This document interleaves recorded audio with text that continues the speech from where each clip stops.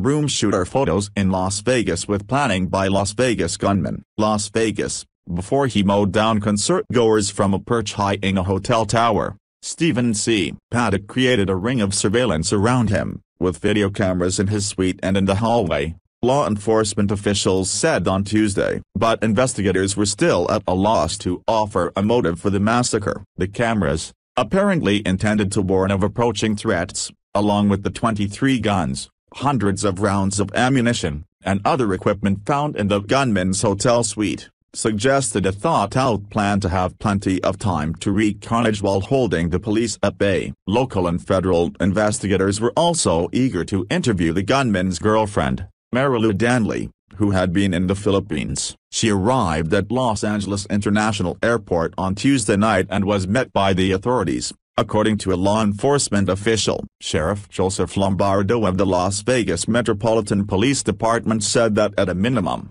she might shed some light on what was going through the mind of the gunman, who killed himself as the police prepared to enter his room. 12 of the rifles Mr. Paddock had in his luxury suite on the 32nd floor of the Mandalay Bay Resort and Casino were outfitted with a bump stock, a device that enables a gun to fire hundreds of rounds per minute, like a machine gun, which may explain how he was able to rain such devastation on the crowd below. Law enforcement officials said such devices are generally legal, and the possibility that he may have used them set off a fresh round of calls by Democratic lawmakers in Washington to pass more gun regulations after the tragedy. At 10:07 p.m. on Sunday, the gunman opened fire on the thousands of people attending a country music festival a few hundred yards northeast of the hotel, firing long, rapid-fire bursts as people screamed and ran for their lives. He killed 59 people. The coroner clarified on Tuesday that the number included Mr. Paddock,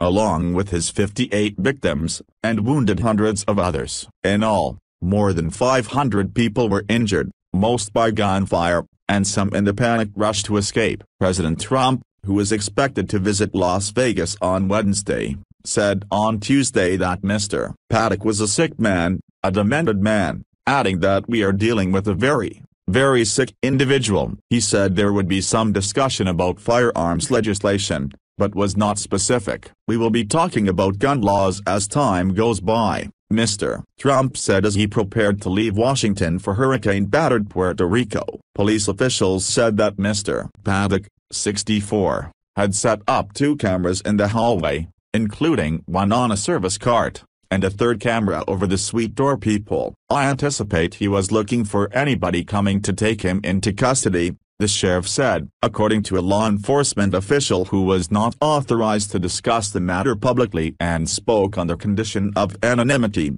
investigators also were looking into whether Mr. Paddock had planned an earlier attack in Las Vegas before deciding to target the concert Sunday night. Mr. Paddock checked in on Thursday and kept the Do Not Disturb sign on his door for the next 3 days, so no maids entered the rooms, according to a hotel worker, who also was not authorized to discuss the matter. Housekeepers are allowed to enter a room with such a sign only in the presence of a security guard, and it happens rarely, usually after several days, the worker said. The hotel staff is trained to look for anything suspicious, but the gunman's behavior did not set off any alarms, the employee said. He had at least 10 suitcases in his room, the sheriff had said, which might have been used to bring the guns in without notice. But the hotel worker said it would have been easy to bring them to the room a few at a time without arousing suspicion. Semi-automatic rifles, like those the gunman had, are made to fire a single round with each pull of the trigger. But recordings and witness accounts of the shooting made clear that Mr. Paddock was firing much faster,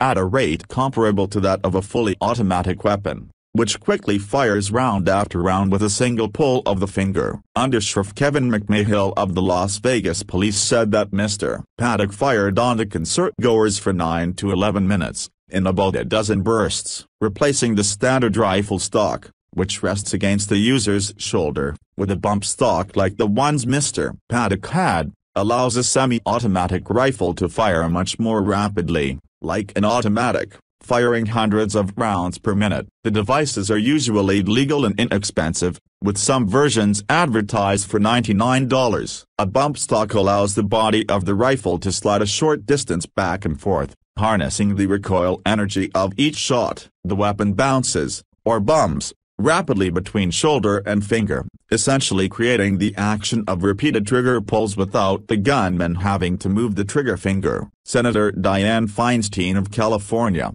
a Democrat, has called for years for a ban on bump stocks, and she renewed that call on Tuesday, writing on Facebook, "This is the least we should do." Congressional Democrats asked their Republican counterparts to establish a special committee to investigate gun violence. Senator Mitch McConnell, the Republican Majority Leader, rebuffed questions about potential legislative action during his regular news conference Tuesday afternoon, saying that the massacre was being politicized. "Look, the investigation's not even been completed," Mr. McConnell said, "and I think it's premature to be discussing legislative solutions, if there are any." Senator John Thune, the third-ranking Republican in the Senate, told an NBC News reporter that lawmakers ought to take a look at conversion kits that can make guns more lethal. But Mr. Thune also suggested little could be achieved through legislation. Mr. Paddock was an avid gambler who often bet heavily at the major casino hotels,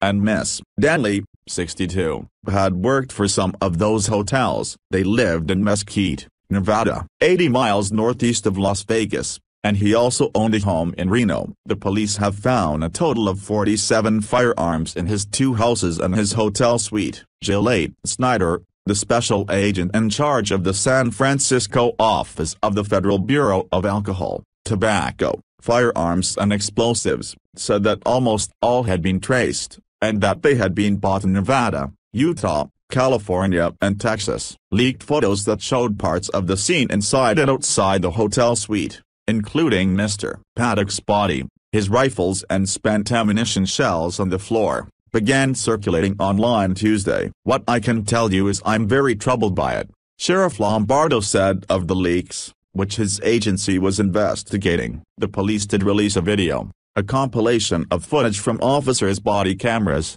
showing the chaos as Mr. Paddock began firing on the crowd. "Hey, you guys, get down," one officer shouted at bystanders between volleys of gunfire. "There are gunshots coming from over there. Go that way." Amid confusion about where the blasts were coming from, some people rebuffed requests to evacuate. "That's fireworks," one shouted as officers. Another yelled expletives as sirens blared and gunfire crackled. The video showed officers training to find the source of the shots. "Hey, they're shooting right at us, guys," one officer said as he and his colleagues crouched behind a wall with their weapons drawn. "Everybody stay down, stay down." North of the Mandalay Bay, "It's coming out of a window," another officer said. Law enforcement officials have said they are confident that Mr. Paddock, who had no prior criminal record, was the sole gunman on Sunday, though the Islamic State group has claimed that he was one of its followers. Officials say that they have found no evidence so far that he had ties to any extremist group. But Mr. Lombardo stressed that investigators were still looking into what roles others might have played. "I assure you this investigation is not ended with the demise of Mr. Paddock," he said. Asked if Miss Danley was considered a suspect, he said, "Currently she's a person of interest." Officials with the Philippine Immigration Bureau and the Aviation Police said Miss Danley flew on Tuesday from Manila to the United States. Mr. Paddock recently wired thousands of dollars to the Philippines, but it was not clear who the recipient was. His work history was not completely clear. His brother has described him as a wealthy retiree. Mr. Paddock worked for the federal government for roughly 10 years. From 1975 to 1985, a spokeswoman for the Office of Personnel Management confirmed. Investigators unearthed multiple job applications, with Mr. Paddock's fingerprints on file, as part of records reflecting his employment as a letter carrier for the Postal Service in the mid-1970s, as an Internal Revenue Service agent from 1978 to 1984, and as an auditor focused on defense contracts, a job he held until 1985. He also worked in the 1980s for one of the companies that later combined to form Lockheed Martin. The aerospace contractor,